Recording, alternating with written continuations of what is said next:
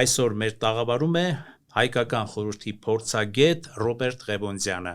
Պարոն Ղևոնդյան, բարև ձեզ եւ շնորհակալություն մեր հրավերը ընդունելու համար։ Պարոն Ղևոնդյան, խոսենք Մակրոնի, Ֆրանսիայի նախագահ Մակրոնի սպասվող այցից Հայաստան։ Ոմանք այդ այցի հետ շատ մեծ հույսեր են կապում, նույնիսկ շրջադարձային նշանակություն են փորձում տալ այդ այցին բոլոր իմաստներով, թե տնտեսական, թե ռազմաքաղաքական հարաբերությունների խորացման, իսկ ոմանք ընդդիմադիր շրջանակները մեղմ ասած պիտի որ առանձնապես ոգևորված չլինեն այդ այցի հանգամանքով։ Դրա մեջ տեսնելով որոշակի աշխարհքաղաքական սրացումների ինչ որ հոտ։ Ձեր մեկնաբանությունը։ Նշեմ, որ նախկինում մի քանի անգամ ես կանխատեսել եմ Մակրոնի այցի ընթացքում ռազմավարական համագործակցության փաստաթղթի ստորագրում Հայաստանի եւ Ֆրանսիայի միջև եւ այժմ արդեն պաշտոնապես կա դրա հաստատումը, առ այն որ այո փաստաթուղթ է ստորագրվելու, ինչը նոր էջ է բացում Հայաստանի եւ Եվրամիության ընդհանուր առմամբ եւ Հայաստանի եւ Ֆրանսիայի փոխհարաբերությունների պատմությունում եւ Հայաստանի մի փոքր ավելի է մոտեցնում Եվրամիությանը, եվրոպական արժեքներին համահունչ կենսակերպին եւ այլն։ Դա իհարկե դրական զարգացում է միանշանակ Հայաստանի Հանրապետության համար, Հայաստանի ժողովրդի համար, էականորեն մեծ նշանակություն կարող է ունենալ եւ մյուս կողմից ակնհայտ է, որ դա բացասական զարգացում է այն մարդկանց համար, ովքեր ցանկանում են Հայաստանը հետ մտցնել Ռուսաստանի պրոտեկտորատի տրամաբանության մեջ եւ չեն ցանկանում Հայաստանը ավելի զարգանա, ավելի առաջընթաց ունենա, որովհետեւ այդ դեպքում ինչ ունի անելու Ռուսաստանի ազդեցության շրջանակներում։ Այնպես որ Մակրոնի այց այո շրջադարձային է, թեև առաջինը չէ, Մակրոնը է եկել Հայաստան, եկեք հիշենք 2018 թվականին, երբ Հայաստանի վարչապետը արդեն Նիկոլ Փաշինյանն էր, առաջինը չէ, բայց սա շրջադարձային պատմական այց է, այս այցելությունը համընկնում է նաև Եվրոպական համայնքի գագաթաժողովի հետ, Մակրոնը այստեղ եւս իր խոսքը ասելու է որպես Եվրամիության առաջատար երկրներից մեկի լիդեր, բացի այդ Հայաստան-Ֆրանսիա երկկողմանի շփումները եւ անձամբ Հայաստանի վարչապետի եւ Ֆրանսիայի նախագահի փոխհարաբերությունները այս այցելության դրամաբանության մեջ զարգացում կապրեն իմ կանխատեսմամբ։ Գիտենք, որ Գյումրի է այցելելու, համերգի այնտեղ մասնակցելու, Հայաստանի երկրորդ քաղաքն է պատվելու իր ներկայությամբ, այսինքն այս այցելությունը մի կողմից ունի հագեցած օրակարգ, մյուս կողմից շատ մեծ ազդեցություն է ունենալու հետագայում Հայաստանի եւ եվրոպական միության, ես չեմ վախենա ասել, եվրոպական արժեքների մի փոքր ավելի մոտ լինելու տրամաբանության մեջ։ Պարոն Ղևոնդյան, սպասում եք, որ նոր, այսինքն ռազմական մատակարարումների համաձայնություն կլինի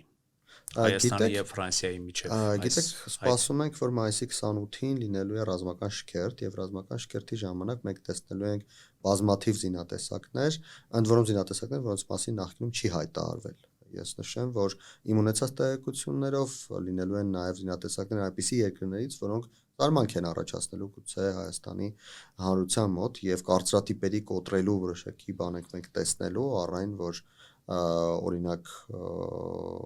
չեմ ուզում կոնկրետ օրինակն ասեմ, որպեսզի չբացահայտեմ ժամանակից շուտ, բայց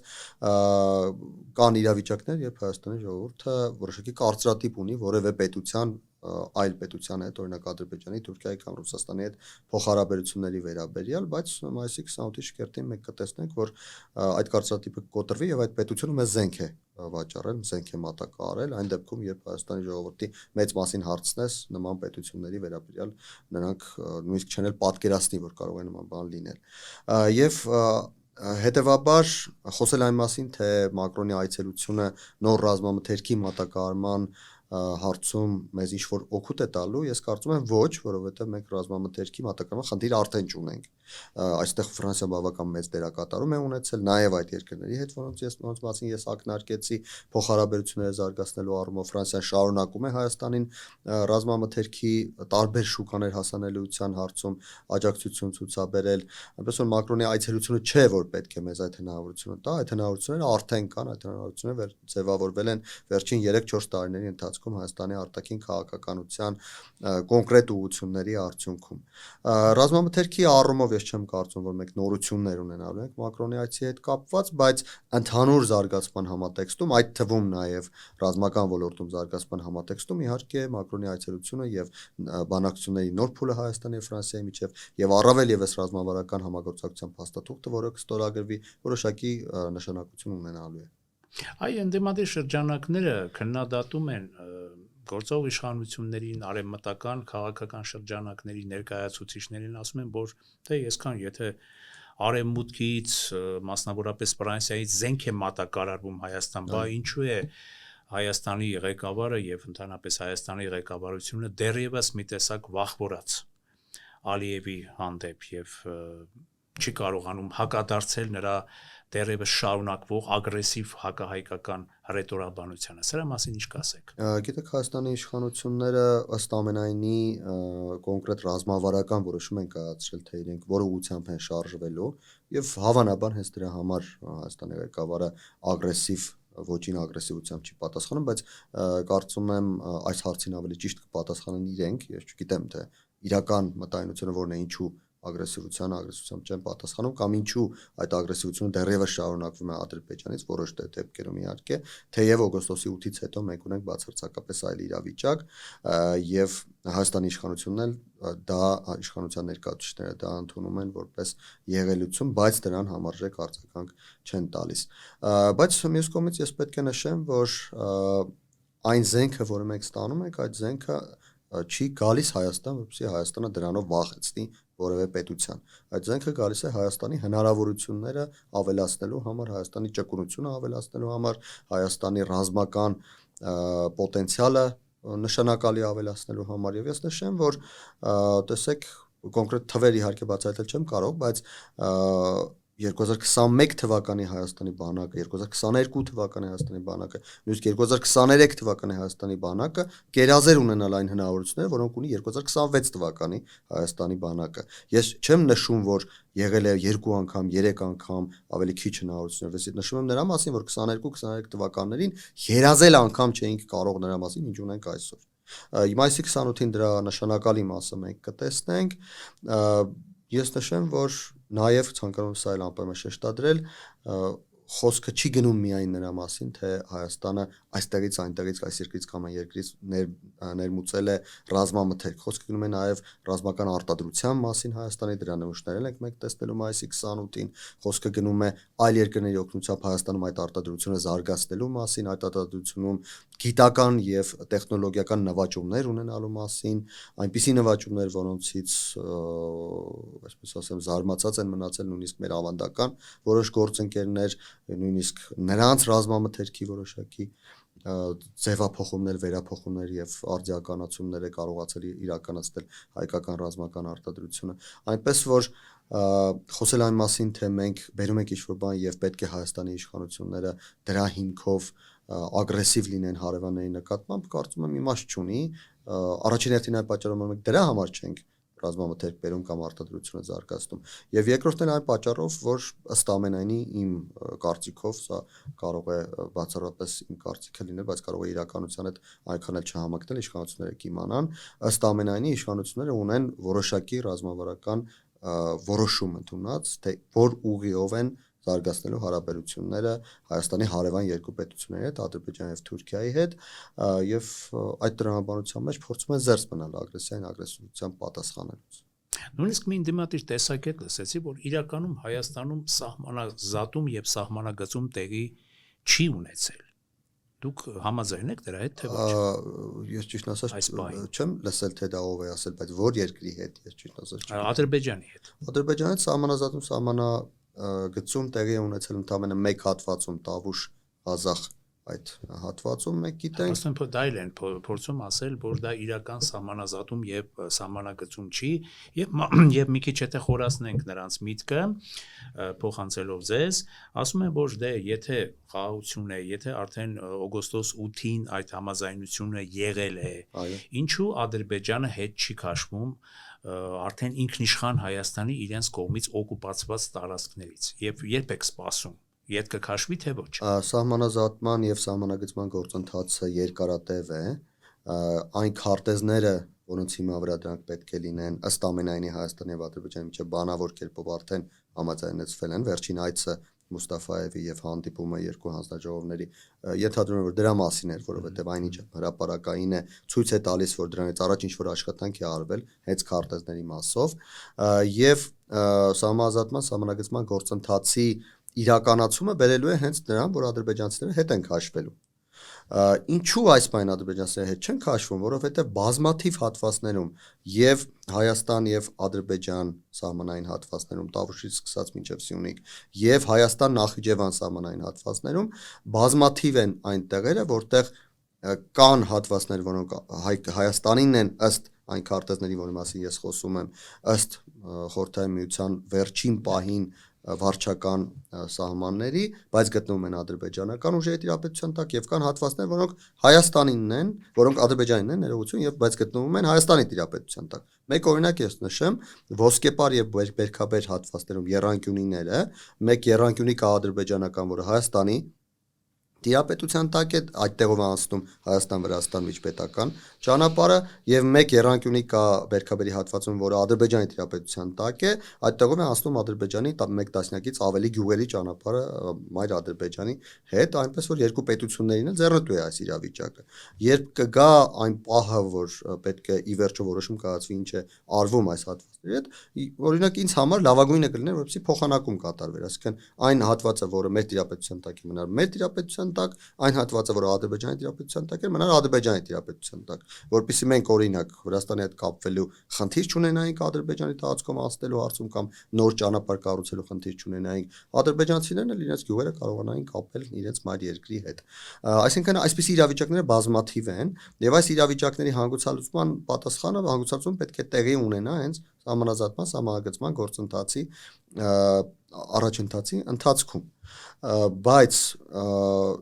դա երբ տեղի կունենա, ինչպես տեղի կունենա, իհարկե բազմաթիվ գործոններից է կախված, առավել եւս կապված նրա հետ, որ ադրբեջանցիները օկուպացրել են Հայաստանի որոշակի տարածքները եւ այդ հատվածները ինչպես են ազատագրելու, դա եւս կապված է բազմաթիվ գործոնների հետ, առաջին հերթին տարածաշրջանային գործընթացների հետ, հետո միջազգային հարաբերությունների հետ, աշխարհակաղակական զարգացումների հետ, եթե ամեն ինչ ընթանա այնպես, ինչպես այս պահին նշмарվում է, ինչպես այս պահի տրամաբանությունն է, ապա իսկապես ադրբեջանցիները այդ գործընթացում դուրս են գալու այդ տարածքներից, բայց դե ապագայի նկատմամբ պես երաշխիքներ տալ որևէ մեկը չի կարող։ 100%-անոց երաշխիքներ չի կարող տալ բնականաբար դուք։ Մեր շուրջը ամեն դեպքում հանգիստ չի։ Մեր տարածաշրջանում Ամերիկա-Իսրայելա-իրանական կոնֆլիկտը վկա, բայց բոլոր դեպքերում կարծես թե այդ կոնֆլիկտի հանգուցալուծումը ըստ Դոնալդ Թրամփի վերջին արտահայտության մոտ է։ Գիտեք, ինչ կարծիք եք ամեն դեպքում կներեք այս արյունալի կոնֆլիկտը մեր դրկից պետության դեմ ուղղված այս քայլը Ամերիկայի Միացյալ Նահանգների եւ Իսրայելի կողմից չի խոչընդոտի արդյոք Թրամփի ուղու իրականացմանը եւ Հայաստանը կարող է հանկարծ ունենալ հնարավոր բարդություններ, հնարավոր սրացումներ։ Գիտեք, ես կցանկանայի նախ նշել, որ վերջին 200-250 տարիների ընթացքում առաջին անգամ Հայաստանի 3 հարևաններից 2-ը պատերազմի մեջ են, 3 մեծ հարևանային նկատի ունեմ, Ռուսաստան, Թուրքիա եւ Իրան, տարածաշրջանի մեծ պետություններից 2-ը պատերազմի մեջ են, բայց Հայաստանի Հանրապետությունում կամ պատմական Հայաստանի այս տարածքում, որտեղ հայերն են բնակվում, բնակվողները այդ պատերազմին չեն մասնակցում։ Վերջին 250 տարում չի եղել նման պատերազմ, կապ չունի այդ պատերազմը մեր տարածաշրջանի հետ անմիջականորեն առաջվում էր, թե ոչ։ Օրինակ ռուս-ճապոնական պատերազմ եղել, որին այս տարածքի հայերը մասնակցել են։ Եվ այս իրավիճակը հնարավոր է դարձել միայն մեկ պատճառով, որ Հայաստանի Հանրապետությունը ինքնիշխան պետություն է։ Եթե Հայաստանի Հանրապետությունը չլիներ ինքնիշխան պետություն, հիմա հավանաբար մենք այստեղ չէինք խոսի, գուցե հանդիպեինք կամ Ուկրաինայի կամ Իրանի հարավում որևէ հատվածում եւ լինեինք այդ երկրների համար մարտոճող զինվորների շարքում։ Սա իմիջիայլոց, բայց Ինչ վերաբերում է թրիպին, ինչ վերաբերում է Իրանի պատերազմին, իհարկե նորից որևէ մեկը չի կարող այդպես 100% երաշխավորել, թե ինչպես կավարտվի այդ պատերազմը, իսկ դա վճռական նշանակություն է ունենալու Հայաստան-Իրան փոխհարաբերությունների վրա, որովհետև մեկ բան է, երբ պատերազմը ավարտվում է եւ Իրանը մնում է միասնական պետություն, մեկ այլ բան է, եթե Իրանը մասնատվում է պատերազմի արդյունքում։ Մեկ բան է, երբ Իրանը շարունակում է լինել Միացյալ Նահանգների թշնամին, մեկ այլ բան է, երբ Իրանում իշխանություն են գալիս այն մարդիկ կամ փոխում են իրենց կարծիքը իշխանության այս պահին գտնվող մարդիկ Իրանի Միացյալ Նահանգների հետ փոխհարաբերությունների հարցում, այսինքն դառնում են գործընկեր Միացյալ Նահանգների հետ։ Այնուամենայնիվ, այս բոլոր զարգացումներն էլ հաշվի առնելով պետք է նշել, որ այո, որոշակի անհանգստություններ կապված Թրամփի ուղու հետ կան։ Այդ անհանգստությունները կապված են նրա հետ, որ մենք, ինչպես ասացի, չգիտենք, թե ի վերջո Իրանը ինչպես դուրս կգա այս պատերազմից եւ ովքեր կլինեն Իրանում որոշումներ կայացնողները։ Մինչեւ պատերազմի սկիզբը Հայաստանի Հանրապետությունը, Հայաստանի իշխանությունները կարողացել էին Իրանի հետ համաձայնեցնել Թրամփի ուղու կառուցումը փոխադարձ շահերի հիման վրա։ Պատերազմի սկզբից հետո Իրանում փոխվել է իշխանության տրամաբանությունը։ Ասենք մինչև պատերազմը հստակ էր, որ Իրանում կա հոգևոր իշխանություն, կա աշխարհիկ իշխանություն, հոգևոր իշխանություն ունի իշխանության այս հատվածը, աշխարհիկ իշխանություն ունի մյուս հատվածը։ Այս պահին Իրանում կա աշխարհիկ իշխանությունը, փաստացի Փեզեշքյանը եւ Արաքչին շարունակում են ապրել եւ պաշտոնավարել եւ ղեկավարել Իրանը, բայց ըստ էության Իրանում կան նաեւ հատվածներ, որոնք Փեզեշքյանի եւ Արաքչիի իշխանության տարածքից դուրս են։ Օրինակ իսլամական հեղափոխության պահապանների կորպուսը, եթե ցանկանում է որևէ բան անել, ըստ իմ ունեցած տեղեկությունների կամ ըստ արտաքին տպավորության, չի համաձայնեցնում դա Փեզեշքյանի հետ։ Եկեք հիշենք, որ Նախիջևանի վրա հարվածելուց հետո, Նախիջևանի օդանավակայանին հարվածելուց հետո պաշտոնական աշխարհիկ իշխանությունները Իրանի հայտարարում են, որ դա մենք չենք, բայց իսլամական պահապանների կորպուսը հետագայում հայտարարեց, որ մենք ենք գրակել Նախիջևանի վրա։ Եվ ստացվում է, որ կան տարբեր իշխանություններ, այդտեղ եւս մեկ իշխանություն կա, այսինքն բաժանվել է իշխանությունը մի քանի մասերի։ Արդյոք դրանք վերջում կհամախմբվեն եւ կունենան մեկ կենտրոնաձիգ իշխանություն, թե չեն համախմբվի, Իրանում կշարունակի մնալ անկայուն վիճակը, թե իշխանություն կրողները միմյանց միջև կպայմանավորվեն առանձին իշխել, բայց գլխավոր հարցերում համաձայնություն ձեռք կբերեն, օրինակ Հայաստանի կամ Թրիպի հետ կապված հարցերում, մենք չգիտենք։ Այս ամենը անորոշություններ են, որոնք այո անհանգստություն են առաջացնում Թրիպի հարցում։ Ես լավատեսական կանխատեսումը իմ այն է, որ ի վերջո կենտրոնաձիգ իշխանություն կլինի եւ Հայաստանից կիմանան թե ում հետ խոսեն, ինչ պայմանավորվեն եւ փոխադարձ շահերի հիման վրա Թրիպի կառուցմանը որևէ վտանգ չի սպառնա։ Բայց ինչպես նշեցի, սա լավատեսական կանխատեսումն է, հուսանք, որ մյուս ավելի վատատեսական կանխատեսումները իրականություն չեն դառնա։ Բոլոր դեպքերում ձեր խոսքից հասկանում եմ, որ կոմունիկացիաների ապաշրջափակման իմաստով բոլոր դեպքերում հորետեսական չի ձեր կանխատեսում, այսինքն կոմունիկացիաների բացման գործընթացը անկախ տեղի ունեցող պատերազմական զարգացումներից Հայաստանի համար կլինեն, կշարունակվեն։ Ենթակառուցվածքների բացումը այո, ենթակառուցվածքների բացումը այո, գիտեք, դուք տեղյակ եք, որ ես քաղաքասարակության ներկայացուցիչներից մեկն էի,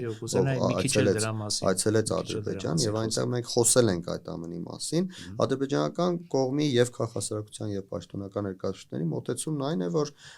եւ դա գաղտնիք չէ, որ Թրիպը առաջնային է, ամենակարևորը Թրիպն է, եւ Թրիպը իրականություն դառնա կամ սկսի Թրիպը կառուցվել, նման լինի, որ գնում է իրականություն դառնալու, նոր կարելի է խոսել մյուս հատվածներում ենթակառուցվածքները ապաշրջափակելու մասին, բայց ստեղծված իրավիճակում շատ հնարավոր է, որ ադրբեջանցիները եւս այլ ուղիներ փնտրեն, քանի դեռ Իրանում այս վիճակն է, քանի դեռ չգիտենք, թե ինչպես է ավարտվելու Իրանում պատերազմը, բայց դրա համար անհրաժեշտ է առաջին հերթին Հայաստանում իշխանության կայունություն, ընտրություններից հետո, երբ ամենայն հավանականությամբ քաղաքացիական պայմանագիրը կշարունակի իշխել, այդ կայունությունը որոշակիորեն արդեն ապահովված կլինի, եւ բացի այդ նաեւ միջազգային հարաբերություններում ստատուս քվոյի, գոնե որոշակի ստատուս քվոյի ինչ որ երկար ժամանակ կամ ոչ երկար, գոնե միջնաժամկետ պահպանում է անհրաժեշտ, այսինքն չպետք է շատ արագ փոխվեն իրադարձությունները, ինչպես տեղի ունեցավ օրինակ Իրանի վրա հարձակման ժամանակ։ Եթե մենք ունենանք այս երկու նախապայմանը, Հայաստանում իշխանության կայունությունը եւ միջազգային հարաբերությունների որոշակի ստատուս քվոն ինչ որ ժամանակ, ինչ որ ամիսներ կամ 1-2 տարի, նույնիսկ կարճաժամկետ, ոչ միջնաժամկետ այս տրամաբանության մեջ, ապա ենթակառուցվածքների ապաշրջափակման այլ ուղղությունների վերաբերյալ եւս կարելի է պայմանավորվել ադրբեջանցիների հետ եւ ադրբեջանցիները հավանաբար կգնան որոշակի քայլերի, ընդ որում ես նշեմ, որ Հայաստան-Թուրքիա սահմանի բացումն էլ ըստ էության կապված է հենց սրա հետ, թե մենք ադրբեջանցիների հետ ինչպես կպայմանավորվենք։ Բայց իհարկե շատ լավ կլիներ։ Իդեպ շատ լավ տեղ եկա կներեք, ինչ կասեք այն թեզի վերաբերյալ, որ արդեն նույնիսկ Հայաստանի իշխանություններն են հնչեցնում, իդեմս Ալեն Սիմոնյանի, որ Ադրբեջանը ամեն ինչ անում է, որ հայ-թուրքական սահմանը չբացվի եւ դրա մեջ դուք տեսնում եք ռեալություն։ Ես հիմա դրան կանդրադառնամ, բայց ավարտեմ խոսքս, նշեմ, որ շատ լավ կլիներ, որ մենք այս նշած ուղիով չգնայինք եւ պլան A-ն աշխատեր, իսկ պլան A-ն այն է, որ գոնե այս տարի սկսվի տրիպի շինարարությունը, երկաթգծի շինարարությունը եւ դա բերի նրան, որ Ադրբեջանը ընդառաջ քայլ կատարի նաեւ այլ ուղղություններով։ Ինչ վերաբերում է Հայաստան-Թուրքիա սահմանին, ապա Ալեն Սիմոնյանը նորություն չբացահայտեց իրականում, բավական երկար ժամանակ թուրքական կողմը սահմանի բացումը պայմանավորում է Ադրբեջանի հետ համաձայնություններով։ Եթե ֆուտբոլային դիվանագիտության ժամանակ մենք գիտենք, դա վերաբերում էր Արցախի հարցում որոշակի զիջումներին, ապա հիմա ըստ էության Թուրքիան կոնկրետ բան Հայաստանին չի պարտադրում կամ կոնկրետ նախապայման չի առաջադրում։ Թուրքիան միայն մեկ բան է ասում, ընդ որում եւ պաշտոնական մակարդակով մենք կարող ենք դա վերլուծելով հասկանալ, եւ փակ փորձագիտական հանդիպումների ժամանակ փորձագետները ուղիղ են դա մեզ ասում, որ մենք Հայաստանի հետ սահմանը բացելուն պատրաստ ենք, բայց այդ բացումը պետք է լինի այնպես, որ Ադրբեջանը դեմ չլինի։ Երբ Ադրբեջանը դեմ չի լինի, մենք սահմանը կբացենք։ Իսկ Ադրբեջանը երբ դեմ չի լինի, եթե մենք Ադրբեջանի հետ համաձայնություններ ունենանք ընդհանուր ենթակառուցվածքների ապաշրջապակման մասին, ընդ որում ես նշեմ, որ ադրբեջանցիների հետ էլ խոսակցությունների ընթացքում նրանք էլ հայտարարում են, թե այո, մենք ունենք որոշակի ազդեցություն, մենք դեմ չենք, եկեք ընդհանուր ապաշրջապակում իրականացնենք եւ այն բացվի, եւ մերը բացվի, շատ են ցանկանում, որ երկուսը զուգահեռ բացվեն, որովհետեւ ի վերջո դա գործիք է լծակ է Հայաստանի նկատմամբ ճնշում գործադրելու, միշտ փոխկապակցում են երկու սահմանների բացումը եւ այն բանը, երբ մենք ասում ենք, որ այո, մենք էլ ենք համաձայն, դե եկեք երկուսն էլ բացեք, ասում են, դե եկեք սկսենք տրիպից։ Այսինքն ի վերջո նրանց համար այս պահին տրիպը կարելի ասել առաջնային է, Թրամփի ուղին առաջնային է, եւ դա մեզ համար էլ միջազգային, ինչպես ասացի, պլան A-ն է, եթե սկսվում է տրիպի շինարարությունը, ապա առաջընթաց ունենում եք այս ուղղությամբ, դա էլ ավտոմատ իր հետևից բերում է առաջընթաց Թուրքիայի ուղղությամբ։ Նույնիսկ ընդդիմադիր գործիչներից մեկը տրիպը անվանում էր միջանցք ոչ մի բանի դիմաց, այսինքն միակողմանի զիջում Ադրբեջանին։ Ինչ կասեք։ Գիտեք, ես չգիտեմ, թե ինչ է զիջում Հայաստանը։ Հայաստանը Միացյալ Նահանգների հետ իր տարածքում կառուցում է ենթակառուցվածք, որը բերելու է միլիոնների, եթե ոչ միլիարդների օգուտ Հայաստանի Հանրապետությանը։ Եթե այստեղ որևէ մեկը տեսնում է ինչ-որ բանի զիջում Ադրբեջանին, ապա որևէ մեկը հավանաբար ցանկանում է ունենալ այն խայտառակությունը, որ մենք ունենք Հարավկովկասյան երկաթուղու կողմից կառավարվող երկաթուղիներում, որովհետև դա խայտառակությունից բացի այլ կերպ անվանել հնարավոր չէ։ 50-60 տարվա հնության շարժակազմեր, բավական վատթար վիճակում գտնվող ենթակառուցվածքներ, որոնք հնարավորություն չեն տալիս արագություն զարգացնել, ոչ մի հնարավորություն դրանց արդիականացման, այսինքն եթե սա է նրանց ուզածը, ապա թող նրանք բացահայտ ասեն դրա մասին։ Իսկ եթե մենք կառուցում ենք ժամանակակից ամենաբարձր տեխնոլոգիաներով,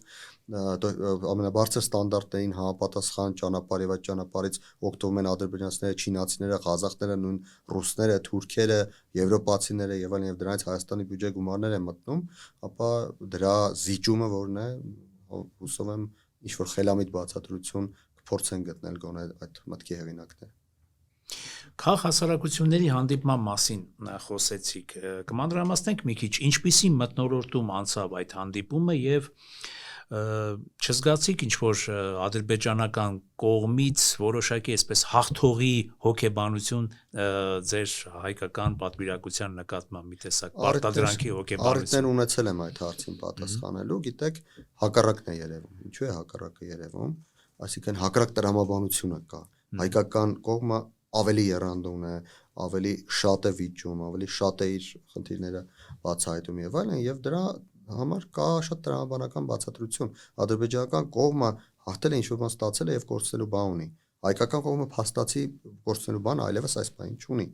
Դրա համար մենք շատ ավելի ազատ ենք։ Իհարկե հասարակությունների տեսակներն էլ այդ համաձայնություններ ձեռք բերվեցին որոշակի հարցերի շուրջ, գետային, եթե մենք չենք գնացել որոշումներ կայացնելու, մենք որոշումներ կայացնող չենք, ոչ մենք, ոչ իրենք։ Հասարակական կարգ, բայց մենք փորձեցինք մեր հասարակությանը հուզող հարցերը իրենց ներկայացնենք եւ դրանց վերաբերյալ մեր պատկերացումները, իրենք իրենց հասարակությանը հուզող հարցերը, ընդ որում եւ մենք Հայաստանում եւ իրենք Ադրբեջանում որոշակի տնային աշխատանք ենք կատարել, հանդիպել ենք տարբեր խմբերի հետ եւ մարզային այցելությունների միջոցով եւ հրավերների միջոցով, ամեն մեկս այդ ներկայացուցիչներից ամեն մեկս մեր ուրեմն աշխատանքի մեր գործունեության շրջանակներում եւ դրանց արդյունքում որոշակի տվյալներ ենք հավաքագրել, որոնք ներկայացրինք, իրենք էլ ներկայացրին եւ փորձեցինք հասկանալ թե ինչ է կարելի անել մեր մակարդակում առաջինը, որպեսզի կարողանանք խաղաղությունը մի փոքր ավելի առաջ տանել։ Երկրորդը ինչ կարող ենք մենք առաջարկել մեր հասարակություններին որպես քաղաքացիական հասարակության կառույցների ներկայացուցիչներ եւ երրորդը ինչ կարող ենք առաջարկել մեր իշխանություններին ամեն մեկս կապված մեր փոխհարաբերությունների տրամաբանության մեջ որոշակի մտքեր, որոշակի մոտեցումներ իհարկե դուրս բերվեցին, թե ինչպես դրանք կաշխատեն արդեն կապված են հետագա զարգացումներից եւ հասարակությունների եւ իշխանությունների արձագանքներից։ Այ հիմա շատ է ցավալիորեն հնչում Արցախում հայկական պատմամշակութային հուշարձանների բարբարոսական ոչնչացման իրողության մասին հանդիպման ընթացքում այդ հարցը շոշափվեց, այդ հարցը ձեր կողմից բարձրացվեց թե ոչ։ Ցավոք սրտի, երբ մենք այնտեղ ենք տեղեկություն դրա մասին դեռ չունեինք, ես նկատում եմ Ստեփանակերտի Մայր եկեղեցու ոչնչացումը եւ չենք կարող բնականաբար դրա մասին խոսել, որովհետեւ չգիտեինք դրա մասին, բայց այնտեղ մենք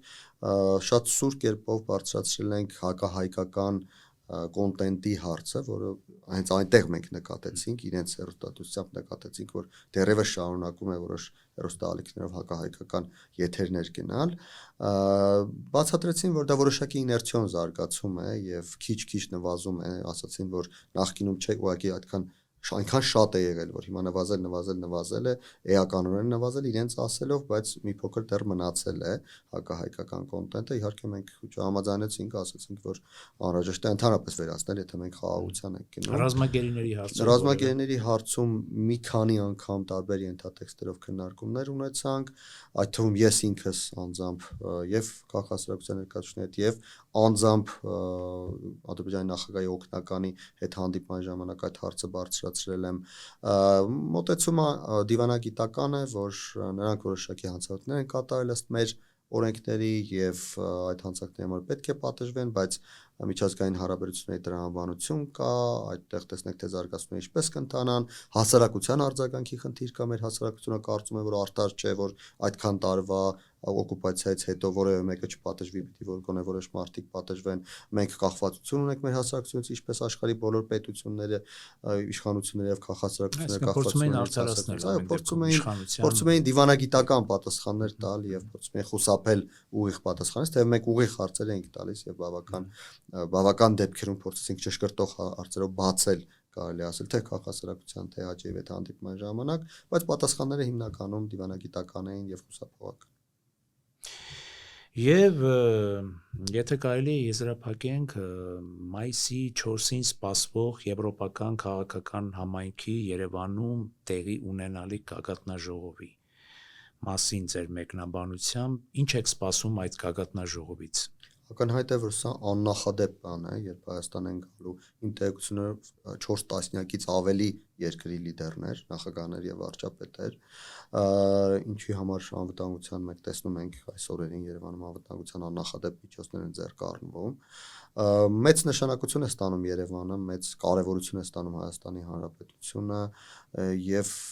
ինչպես Ֆրանսիայի դեպքում, ինչպես Մակրոնի այցի դեպքում ասացի, այս դեպքում էլ Հայաստանը մի փոքր ավելի մոտ է դառնում Եվրոպային, թե արժեքների իմաստով, թե քաղաքական իմաստով, թե տնտեսական իմաստով, որովհետեւ վերջո քաղաքականությունը սպասարկում է տնտեսությանը, թե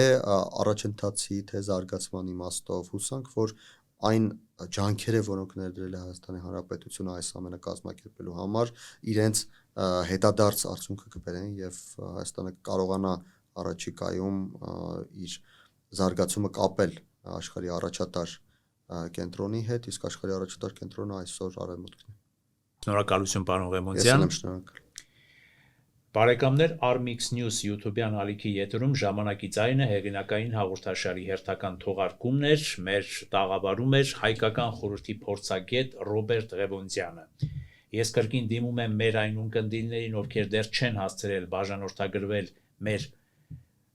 Armix News YouTube-յան ալիքին, խնդրում եմ նրանց ընդամենը սեղմել զանգակոճակը եւ բաժանորդագրվել Armix News YouTube-յան ալիքին, շարունակել դիտել մեր թողարկումները։ Շնորհակալություն, այսօր այսքանը, կհանդիպենք։